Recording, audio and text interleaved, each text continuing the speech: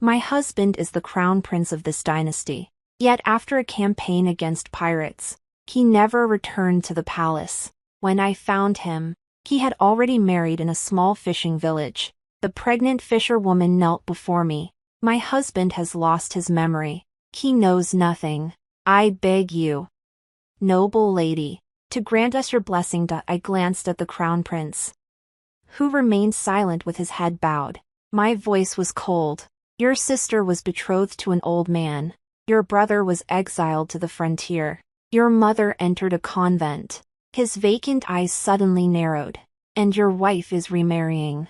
You can come back if you want. The small fishing lodge had never seen such a spectacle. In an instant, it was swarming with onlookers. The kneeling fisherwoman was named Achi. Before arriving, I had already inquired about her. Akai's family had moved to this fishing village last year to escape sea pirates. It was also around that time that Crown Prince Xiao Qingye received imperial orders to lead a campaign against the pirates. During their flight, Achi and the other displaced people had received considerable care from the Crown Prince and his men. Today, they distributed rice porridge. Tomorrow, they lent horses for escort. The displaced people praised the Crown Prince's benevolence without end. Word of this even reached the capital. His Majesty commended the Crown Prince for loving his people like his own children. Yet who could have imagined that he would fall into an ambush during the campaign and vanish as if he had evaporated from the face of the earth? The court dispatched troops to search for him. It took a full half-year to receive this single piece of news. When I arrived, I nearly failed to recognize Xiao Qingye. He wore coarse cloth garments, his skin darkened by the sun. He was squatting in the courtyard, mending fishing nets. When he saw me, he froze. His eyes were unfamiliar and vacant. But Achi, the fisherwoman, rushed out, ignoring her swollen belly. She knelt before me with a thud. Her voice trembled. Please, noble one, grant mercy to my husband and me. He truly remembers nothing. We're already married. The villagers witnessed it all. As she spoke, the villagers nodded in agreement. Yes. We saw Achi and I tie the knot. They swore their vows before the sea goddess statue. Their husband and wife, husband and wife. I stared at Xiao Qingye. Do you remember your own name? He shook his head blankly, his eyes vacant. I rose from the wooden stool and smoothed my skirt. It reeked of mud. Forget it then. May you live in harmony for 100 years. Just as I stepped outside, I retreated a few paces. Oh, and that belly, how far along are you? My gaze fell upon Akai's rounded pregnant belly. The palace lacked many things, but it certainly had no shortage of concubines bearing children. Xiao Qingye's father, though in his 40s or 50s, remained vigorous. Each year, he added several new younger brothers and sisters to the household. The palace followed the customs of the common folk, where the eldest son's wife managed the household. Thus, during my 3 years as crown princess, I often cared for those pregnant secondary wives. At a glance, I could tell the truth about Akai's belly. She was about to give birth. But Xiao Qingye had only been missing for half a year since his attack. Achi took a few steps back, clutching her belly. Her eyes filled with wariness. Don't be afraid. Tell me the truth. If it's I's child. I paused. Then it should be reported to the family. That way, it can have proper recognition in the future. At my words, Akai's eyes lit up, unable to hide her joy. She looked toward Xiao Qingye. Xiao Qingye still wore a blank expression. 6 months, she said, lowering her head bashfully. It happened right after my husband and I were married. I smiled and gently stroked her belly. If it's born prematurely at 6 months, it won't survive. Achi's face instantly drained of color. She stammered. Your Excellency. What are you saying? How could you curse our child? Her eyes welled up, her expression fragile and vulnerable. Holding her belly, she stumbled. Xiao Qingye caught her, pulling her into his protective embrace. Esteemed lady, I know not what ties bound us in the past.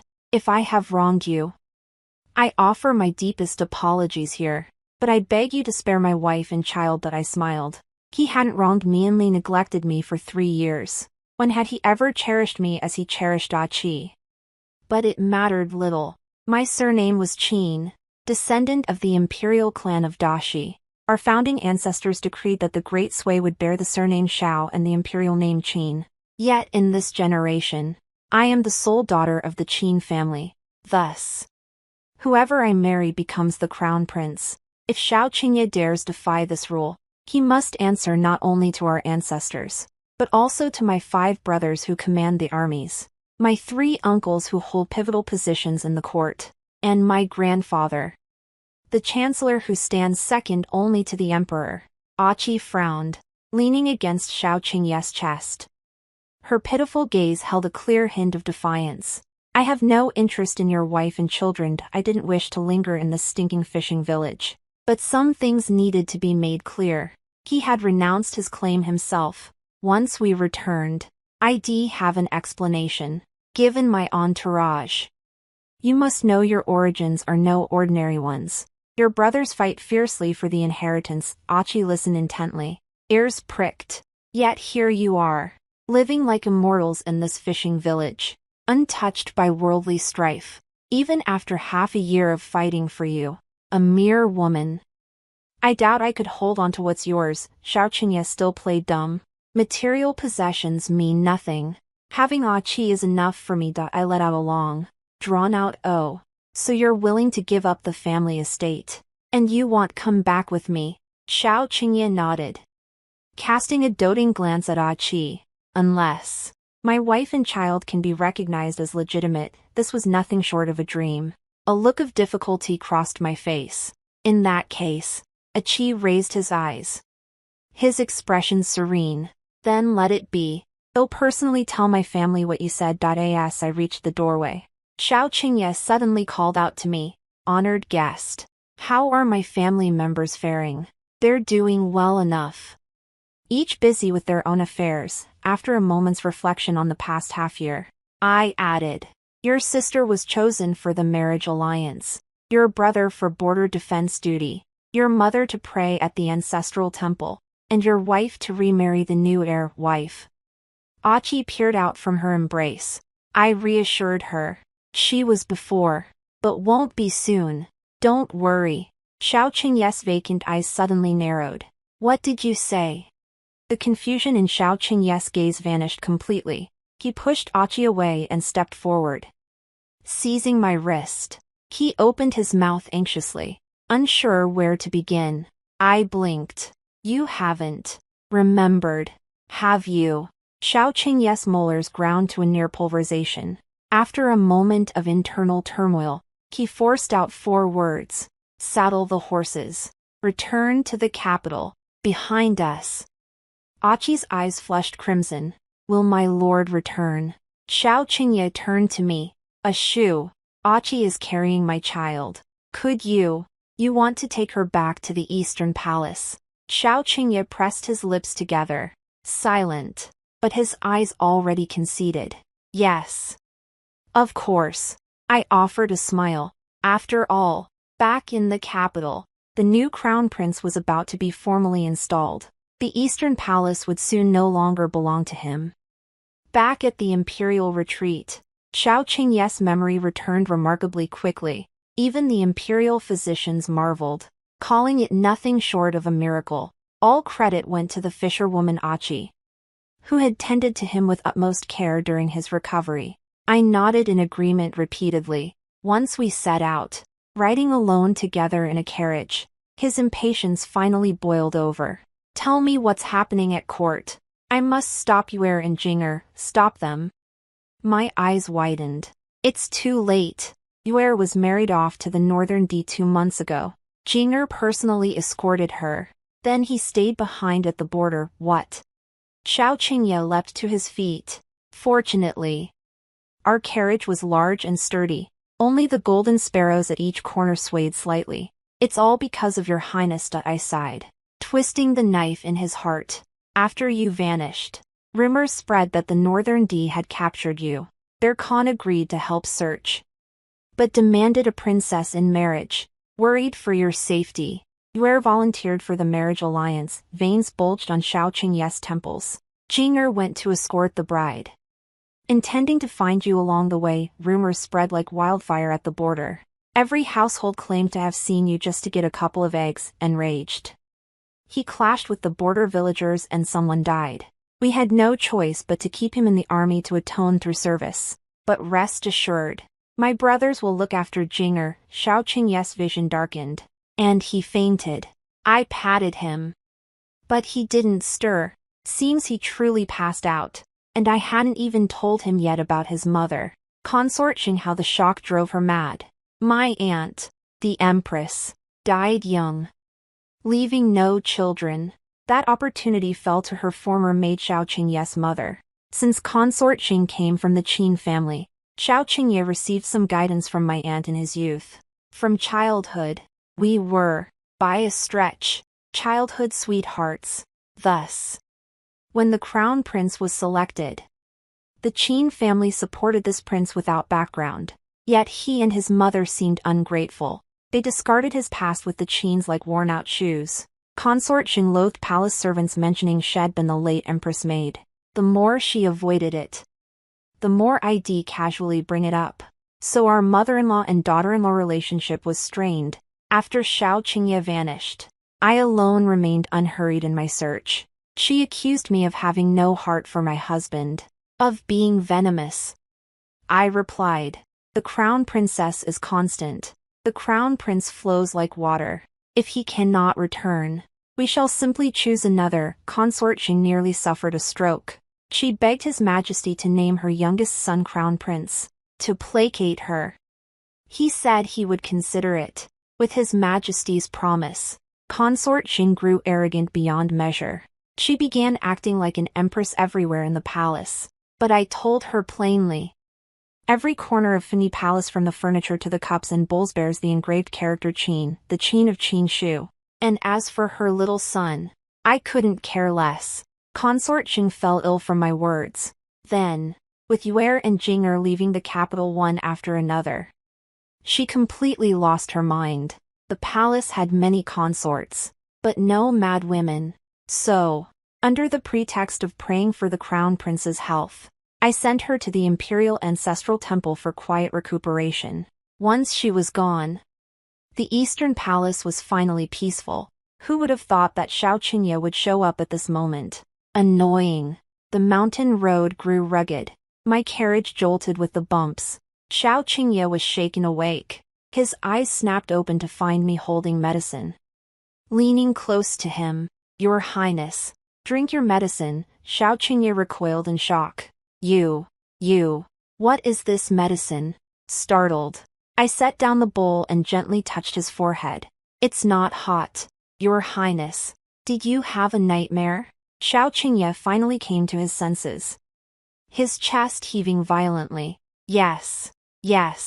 I just dreamed of my younger brother and sister. He wiped away sweat, watching me take a sip before he felt reassured enough to drink it himself. I chuckled inwardly. If he was so afraid of death, why not just stay in that little fishing village? Countless in the capital wish him dead. He must guard himself day and night. Ah Shu, what did you mean by remarry? Xiao Qingye finally turned his attention to me. It's about the second prince, I replied. Head bowed. The ministers petitioned to name him heir and demanded I remarry. How dare they? Xiao Qingye roared. I pursed my lips, refraining from joining his tirade. After all, they were my father and brothers. Suddenly, the carriage halted. Leaning out, I saw Achi standing outside, his face ashen. Xiao Qingye called out, What's wrong? Achi hurried over in short, anxious steps. Husband, that little carriage is too bumpy. She clutched her stomach, her face drained of color. Seeing this, Xiao Qingye grew anxious. Quickly, get in. This carriage is smoother. After speaking, he glanced at me.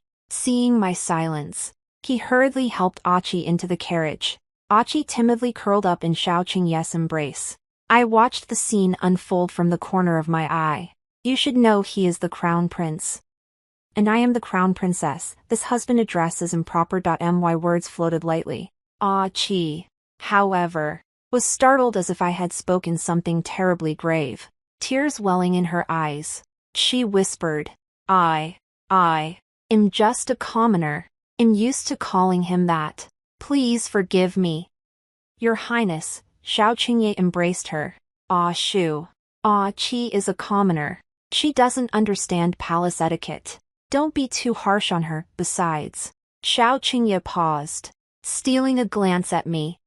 Besides. She's carrying my child. Qi lowered her head in bashful shame, her eyes drifting to her belly as her imagination ran wild, as if already envisioning the days of maternal privilege awaiting her upon their return to the capital. I sighed. After all, we had been husband and wife for 3 years. She was the man I had personally chosen. I decided to give him one more chance. A fisherwoman's status is too lowly to serve your highness. But since she bears your child, perhaps we should spare her life and keep the child. My calm words instantly darkened Xiao Qingye's face. Ah, Qi shook her head frantically in panic. I soothed her. I won't kill you. The child will be registered under my name. They'll give you a sum of money to ensure you live out your days without want. No. Ah, Qi trembled violently, unwilling. I cut her off. What? Having the child registered under my name is a blessing he's earned through countless lifetimes of good deeds. Xiao Qingye's anger flared. A Shu, don't push it too far. How can you separate a mother from her child? I lowered my gaze. It seemed our marital bond had reached its end. Seeing my silence, Xiao Qingye's expression softened.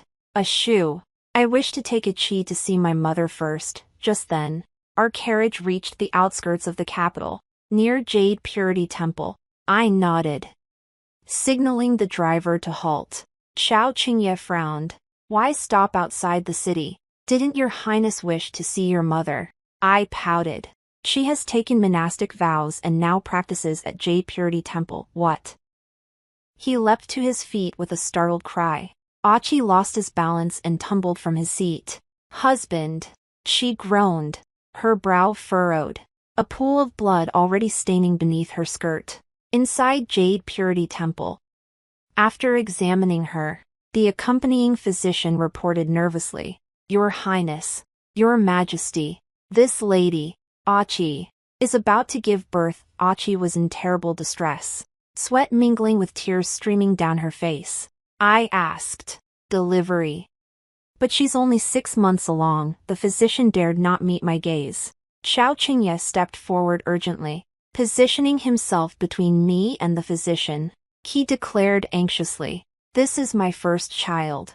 Should anything go wrong, you alone will be held responsible. The physician acknowledged the order and withdrew, visibly relieved. Inside Jade Purity Temple, the atmosphere grew bustling. Many nuns squatted outside the main hall, eager to witness the commotion. Xiao Qingye scanned the area. Where is the Empress Dowager? Indeed. Empress Jing was nowhere to be seen. I pulled a nun aside and asked, Where is Abbess Jingyan? She came to the palace for blessings 2 months ago. She recoiled as if hearing something dreadful. Your Highness. You mean Jingyan? She's confined in the rear courtyard. Xiao Qingye lunged forward, seizing her wrist. What did you say? Why confine her? The young nun winced in pain. Venerable Jingyan has been acting erratically. Since entering the temple, she's constantly been throwing herself about. Worse. She wandered alone into the rear mountains and nearly didn't return. The abbot confined her for her own safety. I asked, Why did she go to the back mountain alone? She kept muttering about searching for her son. Xiao Qingye's grip loosened as he stared blankly. She was looking for me. Mother, I'm the one who harmed you. He covered his face in anguish and growled. I watched coldly, my heart unmoved. Xiao Qingye sniffled. Ah Shu. I must bring mother back to the palace to recuperate. He wants her. How does he plan to do that? All matters concerning the imperial harem fall under my authority. I remained silent, deep in thought, when suddenly, the sound of an infant's wail pierced the inner chamber. Qi had given birth to a son. The abbot of Jade Purity Temple clasped his hands together and murmured, Amitabha Buddha, Shao Qingye, overcome with joy, rushed into the inner chamber. Achi lay weakly on the bed, tear-stained eyes brimming with hope as she gazed at Shao Qingye. Shao Qingye carefully took the child, his eyes filled with the joy of new fatherhood. All traces of his earlier guilt toward Consort Jing vanished. Is the child well? After all, he was born several months premature. Shao Qingye cautiously asked the imperial physician. The physician wiped his brow. He's fine. He's fine. The young prince is blessed with great fortune and a strong constitution. He's overcome every danger. I reached out my arms. Let me hold him. Achi's entire body tensed. Shao Qingye's outstretched hand hesitated. I said, with everyone watching. Your Highness fears I might drop him. He exchanged a glance with Achi and handed the child into my arms. I'd held many young princes and princesses in the palace. My technique was practiced, and everyone found my maternal instincts evident. The infant in my arms was wrinkled, yet his little face was plump and rosy. I signaled to the palace attendant. Weigh him. It must be recorded. He nodded, having already prepared scales from the kitchen. Your Highness. 7 Jin and 8 Liang, the accompanying palace maids began whispering among themselves. I chuckled. What a chubby little boy. Achi struggled to rise from the bed. Your Highness, please return my child to me. I walked slowly to Achi's bedside and pinched her chin between my fingers. Don't be impatient. I'm merely curious, how could a mere 6-month-old infant weigh 7 Jin and 8 Liang? After a pause, my voice suddenly sharpened. So you think we in the Eastern Palace are fools? Tell me whose child is this? And where did you get the nerve to toy with the Crown Prince and me? Shao Qingye erupted in fury. Qin Shu, you're getting completely out of hand. Achi's face drained pale as she burst into tears. Your Highness, how can you slander my honor? There must be some misunderstanding. Husband. She clutched her arm as Shao Qingye stepped forward to hold her. Husband. Her Majesty prepared the scale. You must stand by me. Shao Qingye patted her back to steady her breathing. Enough. Ah Shu. As Crown Princess, you show no tolerance whatsoever. Suddenly, a joyful voice echoed from outside. Quickly, let me see my grandson. Empress Zheng, clad in plain white robes, stumbled into the room. After 2 months apart, she seemed to have aged 10 years. Gone was the graceful elegance of her palace life. Wrinkles now lined her eyes and brows. She shoved me aside, snatching the child from the eunuch's arms, her face radiant with tenderness. My grandson. Shao Qingye's eyes reddened. Mother. Empress Jing instantly burst into tears, clutching Shao Qingye as they wept together. My son. I knew you were still alive. Not a trace of feigned madness remained. So the act of playing the fool was a mother-son inheritance. Only after weeping her fill did Consort Jing notice Achi on the bed. And this? Shao Qingye hastened to explain. Mother, this is Achi.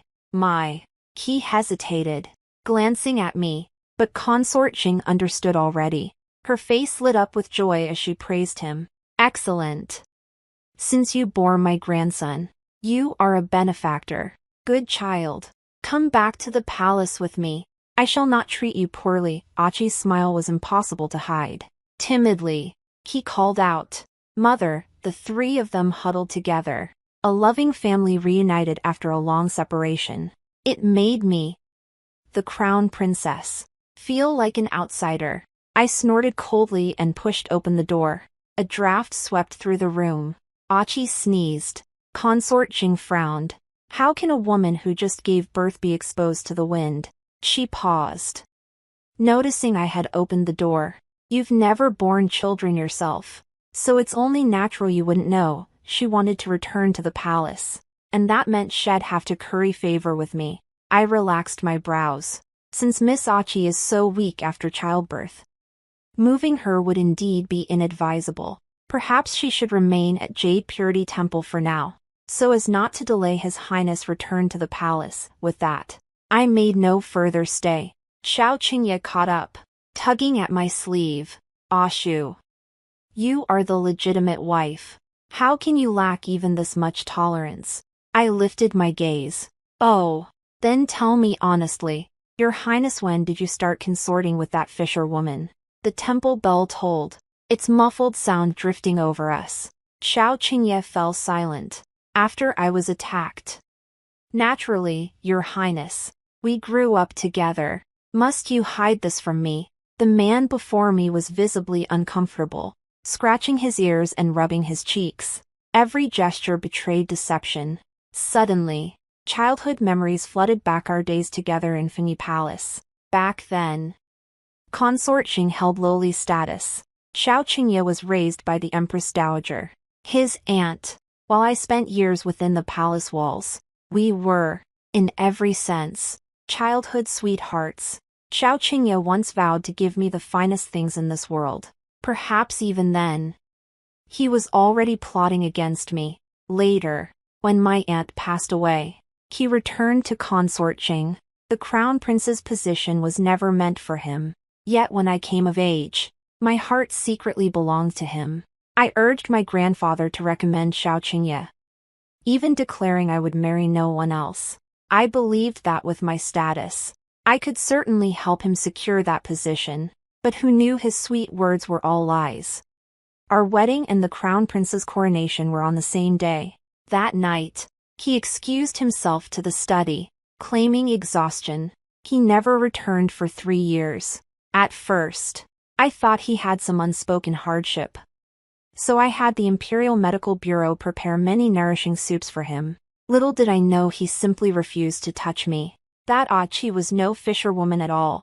She was a palace maid in the Eastern Palace.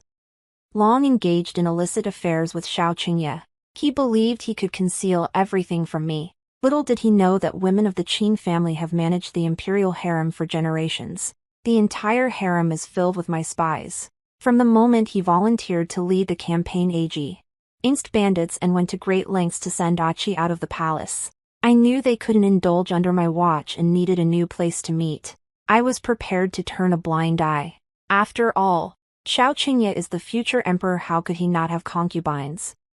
But who would have thought he'd let passion cloud his judgment, faking disappearance and amnesia? If that's the case, the throne of Dashi is truly unsuitable for him. How could the empire painstakingly built by the Shao and Qin clans be handed to this incompetent fool? Ah Shu. Xiao Qingye's stammering words snapped me back to reality.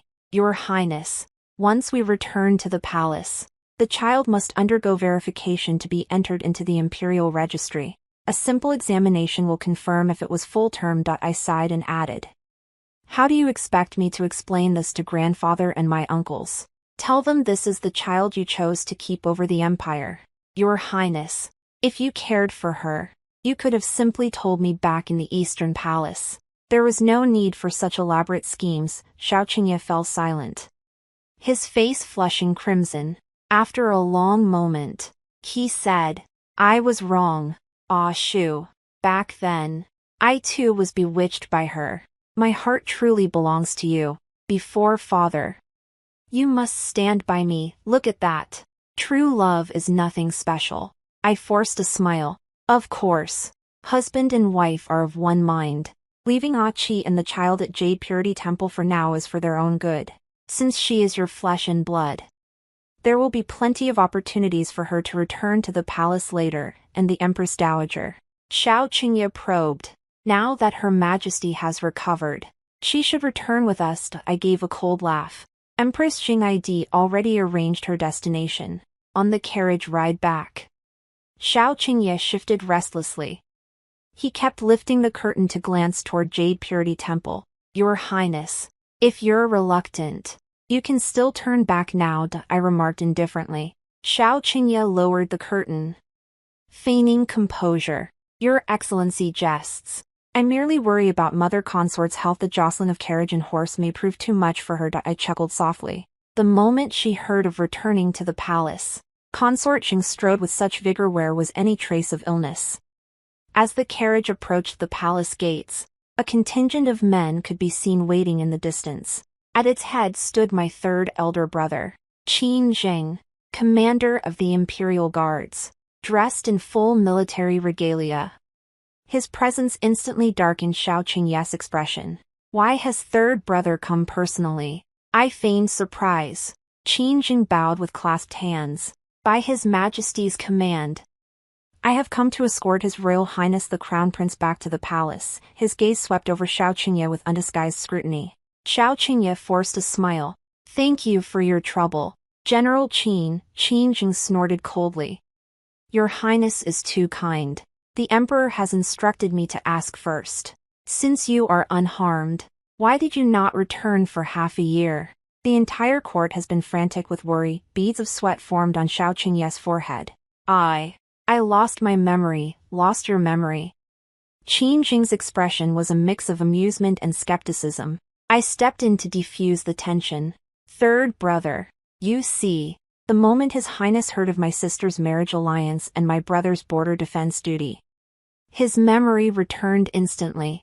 That's why he rushed back without delay. The only fault lies with the news not reaching the fishing village in time. Qin Jing and I both chuckled inwardly. News known throughout the realm had been deliberately withheld in that one town. Xiao Qingye had been set up, yet remained utterly unaware. The eastern palace glowed with bright lights. All palace attendants knelt prostrate, awaiting the crown prince's return. The moment Xiao Qingye stepped through the palace gates, a young eunuch hurried over. Your Highness. His Majesty commands your immediate audience. Xiao Qingye paled. Now. The eunuch nodded, whispering, the second prince has lodged a complaint against you. Several senior ministers await you in the Tai Hall. Xiao Qingye's eyes filled with terror. I spoke softly. Don't be afraid. I'll accompany you. Such a dramatic journey deserved my presence. Within the Tai Hall, His Majesty sat upon the dragon throne, his expression as dark as storm clouds. The second prince, Xiao Qingye, stood in the hall, a cold smile playing at the corners of his mouth. Your humble son pays his respects, Father. Xiao Qingye knelt to perform the ritual bow. His voice trembling slightly, the memorial in the Emperor's hand flew from his grasp, landing squarely on Xiao Qingye's forehead. You still have the nerve to return. I thought you perished at sea when the Son of Heaven grew angry. We all prostrated ourselves on the ground. Blood seeped from Xiao Qingye's temple, and he dared not breathe a word. Father, it was not my intention to stay away. I lost my memory after the attack. How dare you spout nonsense? Read the memorial yourself. The Emperor pressed his temples, furious beyond measure. The impeachment memorial detailed Xiao Qingye's crimes. The so-called pirate uprising, ambush during suppression, aid to disaster victims, injury and amnesia all were self-staged. Xiao Qingye stared at Xiao Qingye beside him in disbelief. Second brother, you. Xiao Qingye clapped his hands. Your Highness, what a grand performance. What was the purpose of all this? I hurriedly knelt and kowtowed. Your Majesty, I beg you to pardon the Crown Prince. It is all this servant's fault. What fault does the Crown Princess bear? His Majesty waved his hand, signaling me to stop taking the blame. I lifted my head, tears welling in my eyes. Your servant failed to discern His Highness' feelings sooner. Had I done so, I would have bestowed Qi upon him while he was still in the Eastern Palace. He wouldn't have had to go to such great lengths. Xiao Qingye whipped his head around to look at me, his eyes filled with shock. The Emperor roared with fury. Well done. My own son would forsake his throne for a woman. Xiao Qingye hastily defended himself. Father, I am innocent. That Qi truly was someone I met in the fishing village. Enough. The Emperor slammed his fist on the dragon-carved desk, summoning the imperial physician who had delivered Qi. Speak. Was the bastard born yesterday full term or premature? The physician dared not conceal the truth. Your Majesty, it was a full-term infant, Xiao Qingye murmured. 9 months of pregnancy. That means it was conceived when Qi was a palace maid in the Eastern Palace. I twisted my handkerchief, sobbing uncontrollably. Your Majesty sees clearly. Empress Jing had rushed in unannounced, entering the hall without summons. If Qin Shu hadn't been so intolerant, why would the Crown Prince resort to such desperate measures? she wailed as she stormed into the hall. Her deranged appearance made the emperor frown in disgust. Xiao Qingye hurried to support her. Mother, what has come over you? The aftermath was likely. How could she act like a street corner harpy? I helped Xiao Qingye support Consort Qing, only to be shoved away by her. Her sharp armor scratched my neck. I collapsed weakly to the floor, sobbing. Mother, weren't you cured of your illness? Empress Jing paid no heed to the fact we were in the Tai hall. She screamed and cursed. Qin Shu is just like her aunt, both worthless creatures, deserving of death. They should be dealt with just like 10 years ago. The assembled court gasped in shock. Xiao Qingye covered Empress Jing's mouth, frantically shouting, Mother, stop talking. Someone, quickly, take Her Majesty away. Consort Qing bit Xiao Qingye fiercely. He yanked his hand back in pain. Empress Qin has come. She's come to claim my life. Consort Qing's mind grew increasingly clouded as she stared at me and roared. She mistook me for my aunt. I tilted my head. Today, I had deliberately worn my aunt's old dress. Slowly, I asked, why would I come to claim your life? Consort Qing clutched her mouth, panic-stricken. You know everything now, Xiao Qingye bellowed. Mother, but Consort Qing remained oblivious. She wept and laughed in fits, her incoherent ramblings spilling out the events of 10 years past. Her delirious words echoed through the grand hall. I laced your food daily, yet you never noticed. Serves you right. Who gave you the right to be born empress? What gave you the right? What gave you the right? His Majesty leapt to his feet, his face ashen. What did you say? Thus, the truth behind his aunt's death 10 years prior was laid bare. His grandfather, who had remained silent, suddenly wept bitterly. Your Majesty, avenge this old servant's ill-fated daughter. My family has served the Great Sui with unwavering loyalty for generations. Xiao Qingye's face drained of color as he collapsed to the floor. Consort Qing continued. Her death was for the best. Only then could my son return to me. I served her for half my life. Yet she even tried to steal my son. Guards. The emperor roared in fury. Drag this poisonous woman away. Qin Jing led the imperial guards forward, seizing Consort Qing without a word and hauling her off. Her shrieks faded into the distance. Qin Jing and I exchanged a glance. He understood immediately he must personally dispose of the food Consort Qing had just consumed. After all, it contained hallucinogenic drugs. I wiped away tears and looked up at His Majesty. Father, my aunt treated both me and the crown prince as her own children. Before I could finish, Xiao Qingye suddenly grabbed my hand. Ah Shu.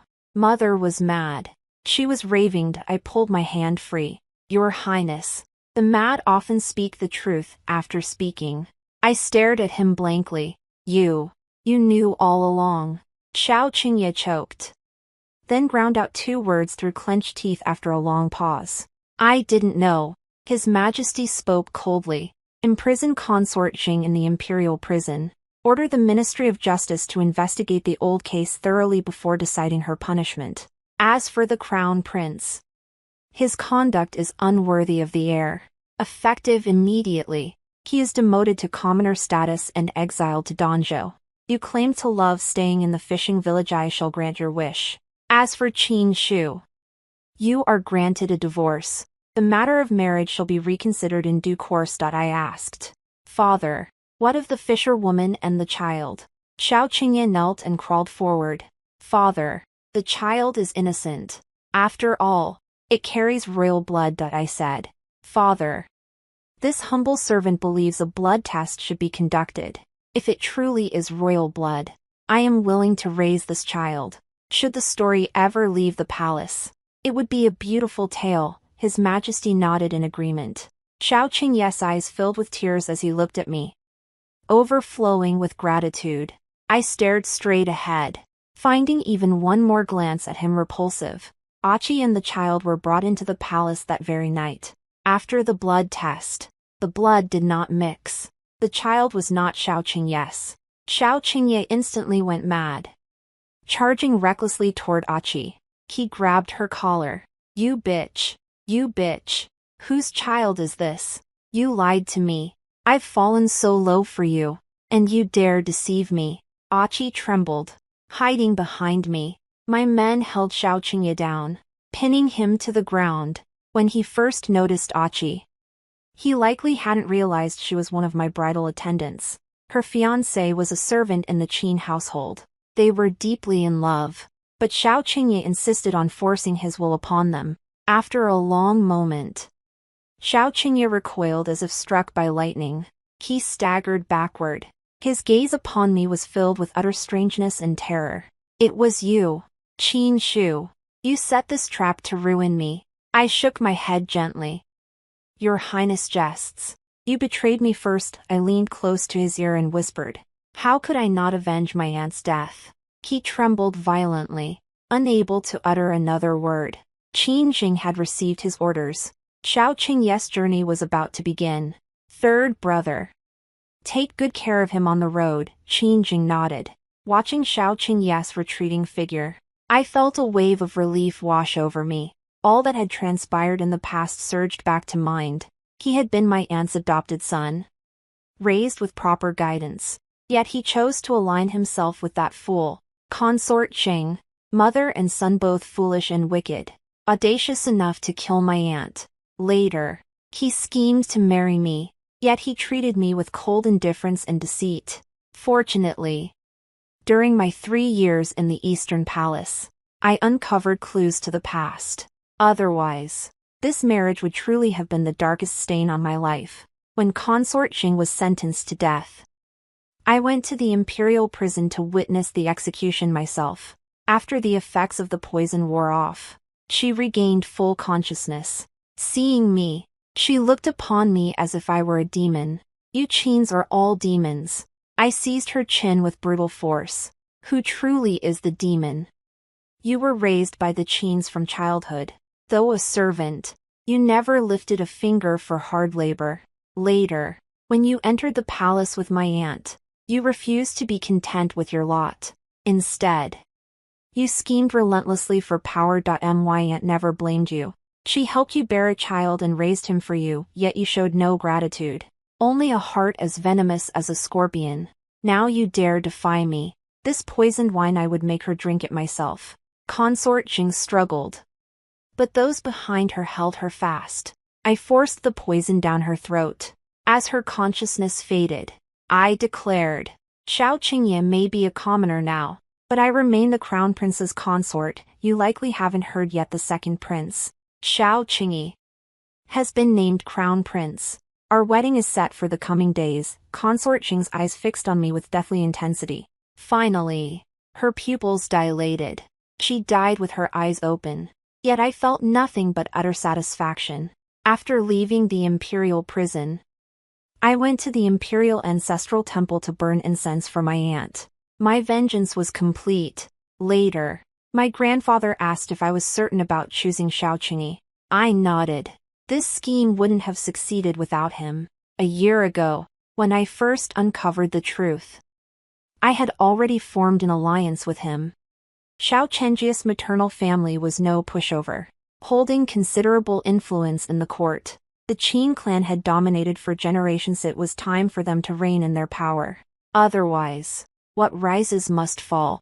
On our wedding night, Xiaoqingye was flustered and at a loss. Your imperial sister-in-law, I shot him a playful glare. Still calling me that? His face flushed. Ashu. I smiled as I handed him the ceremonial wine. Your Highness, rest assured, the Qin family will support you wholeheartedly. He accepted it solemnly. I swear I will never betray you. Outside the window, the moon hung high in the sky. I recalled my aunt's final words. Women of the Qin family must never become pawns in this palace. Trust no one. I sipped the wine, sweet yet bitter. Not long after, His Majesty passed away. Xiaoqingye ascended the throne, and I moved into Fengyi Palace. The world called me Empress Qin. In a daze, I thought they were calling my aunt. News came from home. Qin Jing had a daughter. They asked if I wished to bring her to the palace for tutoring. I released the canary from its cage and replied with a single word. No, let her fly. The end.